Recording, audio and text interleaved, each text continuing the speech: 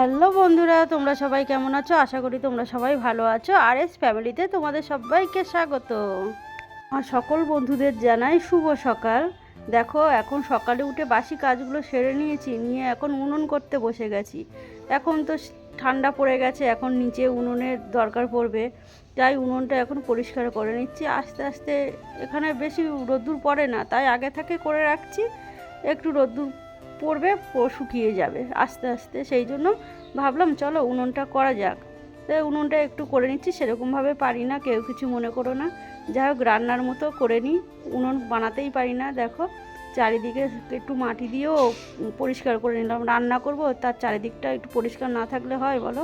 তাই এইভাবে সুন্দর করে পরিষ্কার করে নিচ্ছি। কত সুন্দর লাগছে না? আর এখানের মাটিগুলো খুব সুন্দর, জানো তো, লেপলে কি সুন্দর সাদা হয়ে থাকে। তাই একটু পরিষ্কার করে ভালো করে নিলাম। আবার শুকালে আবার করব, একেবারে করা যাবে না, তাহলে উনুনটা ভেঙে পড়ে যাবে। মাটিটা যেহেতু নরম, একটু জল দিলেই একদম নরম হয়ে যায়। তা চলো, এখন উনুন হয়ে গেছে, স্নান করে এদিকে চলে এসেছি। এখন সকালে চা করে নিয়েছি।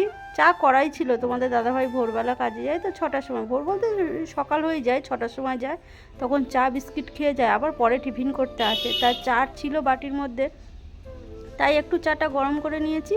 আর কটা পাউরুটি ছিল, ওই কটা একটু সেঁকে নিয়েছি। এটাই সকালে আমার ব্রেকফাস্ট। আর ছেলে আর ওর বাবা খাবে ভাত আর আলু সেদ্ধ আর ডিম সেদ্ধ, ওইদিকে বসিয়েও দিয়েছি।